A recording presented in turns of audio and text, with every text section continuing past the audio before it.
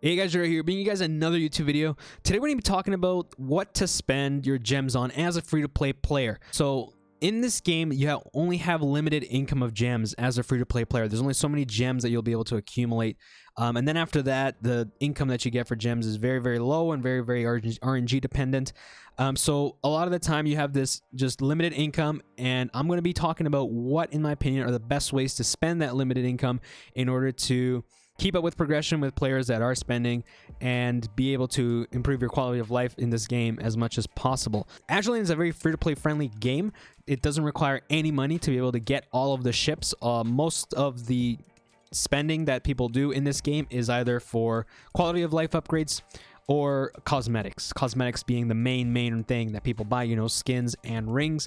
A lot of people buy those. If they're spending money in this game, not a whole lot of the time are people whaling to get a lot of cubes and gold and oil. That's not really very efficient use of gems.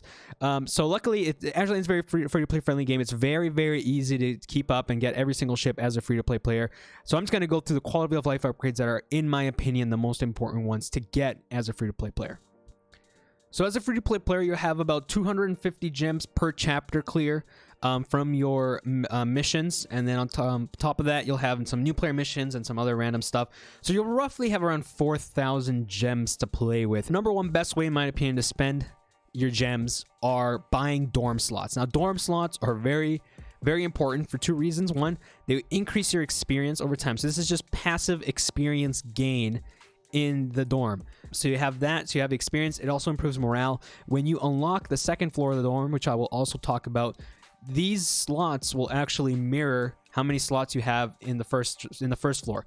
So if you have 4 slots here, you'll have 4 slots here. If you have 5 slots here, you have 5 slots here. It'll always depend. So once you unlock the first floor 5th slot, then the 5th slot will also automatically unlock for you in the second floor. You start off with 2 dorm slots, and then after that, it's 300 gems for the first one, 500 gems for the second one, and then 800 gems for the last one, the 5th one technically. It is steep, but I would really recommend getting all of the slots if possible. It's incredibly useful to use them in order to level ships up. I use these all the time. I always have 5 ships in here leveling up. Right now you can see I have the new event ships leveling up. I have Zu-23 and Ibuki as well on the side. It's super useful to be getting passive experience on as many ships as possible. So again, it's about progression. It'll help you keep up with progression, keep up with players that do have the 5 dorm slots. As a free-to-play player, you might not be able to fully unlock all the slots. You might not be able to afford to do that. As a free-to-play player, I would recommend only the 3rd and 4th slot, so the 300 gem and the 500 gems for a total of 800 gems. These slots are used throughout the game. And like I mentioned before, the second floor of the dorm gives you the same amount. But as a truly free-to-play player, you probably can't afford the last 800 gem slot. Light spender players definitely get that last slot. But as a true free-to-play player that you're never ever going to spend gems, probably just the 3rd and 4th slot, and you have 4 slots in total, it's probably going to be really hard to squeeze in 800 gems for that 5th slot. So dorm slots, in my opinion, are the first thing you guys should focus on as a free-to-play player to unlock with your gems. The second thing that I would highly recommend free-to-play players to spend their gems on are dock slots. Now, you start off with 150. Now, as you guys can see, I'm up to 400. Right now, I'm keeping 1 copy of every single ship except for common ships. So I have 1 copy of every single rare ship, elite ship, SSR ship, and I don't use commons. Now, it really depends on how you want to play. A lot of players don't want to collect all ships like that, and they just like get rid of them once you collect them. If you retire them, and you don't lose your collection rate or anything like that, so it's totally okay to just acquire them and retire them if you're not going to use them. But 150 slots is not going to last a lot. If you want to, especially if you want to keep a copy of each ship, that's just going to use up a whole lot of dock slots. I recommend you start buying an extra 100 and get for a total of 250 to start with, and that'll run you 2,000 gems. It's very pricey to buy dock slots in this game. Unfortunately, it's one of the biggest quality of life upgrades, and the devs know it, so that's why it's so expensive. It's 200 gems to get 10 slots. If you want to get an extra 100, that's 2,000 gems. Like I said, I'm personally up to 400, and I'm finding it just comfortable enough. I have like 50 to play with after I retire and I enhance all my ships with my commons. I would recommend probably 200 to get total of 250 to start off with, and that'll last you for quite a while. Like I said, that's 2,000 gems. So a free-to-play player up to this point has spent 2,800 gems in dorm slots and dock slots. A light spender, somebody that spends maybe a little bit of money, we're up to 3,600 gems if you buy that last dorm slot that costs 800 gems. Unfortunately, like I said, dock slots just very expensive. They're really good if you really don't mind retiring and enhancing ships very often because you keep running out of dock slots. And by all means, maybe just buy 50 to start and see how it goes. Maybe don't buy the full 200. Maybe start with 200, see how it goes. And if you're really struggling to keep things together and you don't like the flow of the game being interrupted because you have to go back and enhance and retire every single time you pull or get a ship or something from a map drop, then 250. Unfortunately, this is like I said, you start off, you have access as a free player to 4,000 gems, and I'm telling you to spend 2,000 on that's half of your gems on dock slots. Unfortunately, that's just how it is. It's worth it to me personally. Like I said, maybe just start with the 150, maybe 200. If you really don't like it, then you have those gems there to go up to 250. 250 is fairly okay. I was at 250 for quite a while, but it's just very expensive, unfortunately. But dock slots are also another way, highly recommended way to spend your free-to-play gems. Now, I just touched on this before, but another way to spend your gems is unlocking the second floor of the dorm. It costs 500 gems to unlock the second floor of the dorm, and like I mentioned before, you get the same amount of slots in the second floor as you have on the first floor. The second floor only increases morale. It does not give you experience gain. From 120 morale to 150 morale, you actually get a 20% experience bonus when you use the ship, and as a sortie, it'll be like super happy. I'll have a 20% experience boost.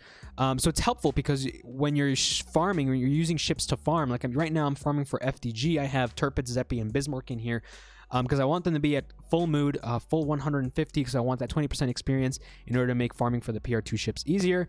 And I also want them in here because I'm using them a lot, I'm farming a lot, and I want their morale to regenerate quicker so I'm able to farm for longer. And before I get that little green happy face on the pre-combat screen, and then I have to put them into, then I have to wait a while. I've yet to get a morale low enough on a ship that I'm farming with. That's in the second floor of the dorm. I haven't yet been able to get something with a happy face, and I play quite a bit. So the second floor of the dorm is very useful, very helpful for ships to farm, to keep morale high on ships that you're farming with. Very useful for PR farming, like I mentioned in my first PR farming video. You're able to get that 20% experience bonus. Again, it's 500 gems. I think it's very worth it. It's really not that whole lot. So again, a free-to-play player at this point, if you bought an extra 100 slots, previously dock slots and all the dorm slots, you're up to 3,300 gems. A light spender that bought 250 dock slots, and then all of the dorm slots, the third, fourth, and the fifth slot, you're up to 4,100 total gems. So already the light spender is already over the amounts that free to play can get. But at this point, 800 of gems of that is just that last dorm slot is just very expensive. So second floor of the dorm, I think, is also very important and very worth it. It doesn't give you passive experience, but it gives you active experience and gain with that 20% boost. The next most important place to use your gems on as a free-to-play player is to unlock the third academy slot. So it allows you to level up the third ship skill at the same time. So you start off with 2 slots, you can do 2 ships. If you can unlock the third slot, you can do that and unlock a slot to be able to level up a third skill simultaneously. That costs 500 gems. You will get enough skill books to more or less keep up with 3 ships. So in my opinion, it's not like you won't get enough skill books to be able to use this. Red skills are definitely the most common, so you're going to be hurting for maybe red skill books, but there's plenty of yellow and blue skills also to level up as well. It's still worth getting if you want to level up skills faster.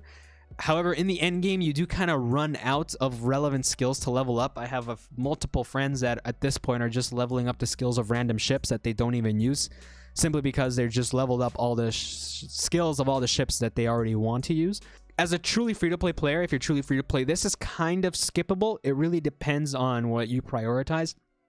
You can possibly skip unlocking this third slot.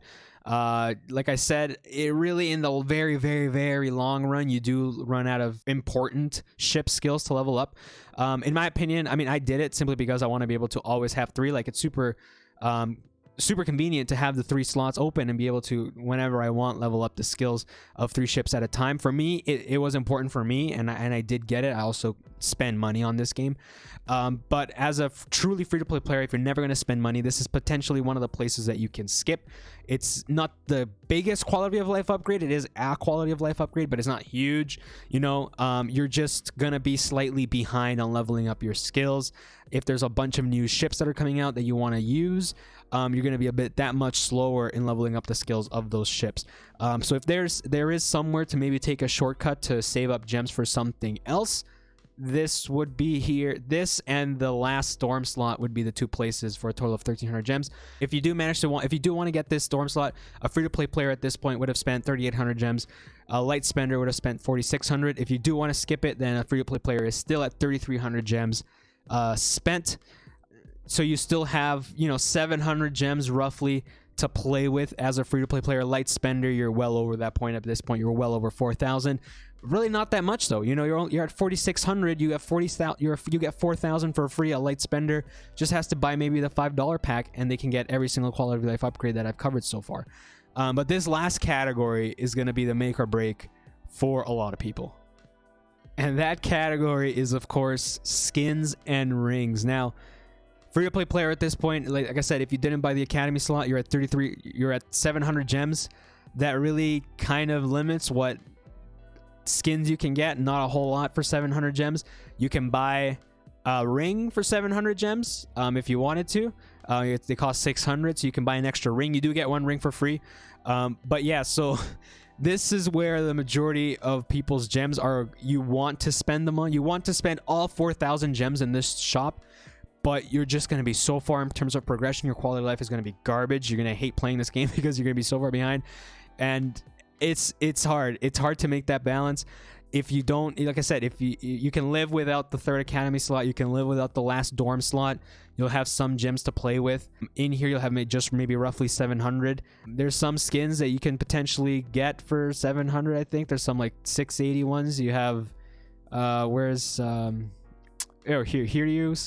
Oh, sorry, Soryu's is 680. You have the Atago Bikini Live 2D skin. Please don't demonetize me. Is 700 exactly, and that's a live 2D skin. Oh god.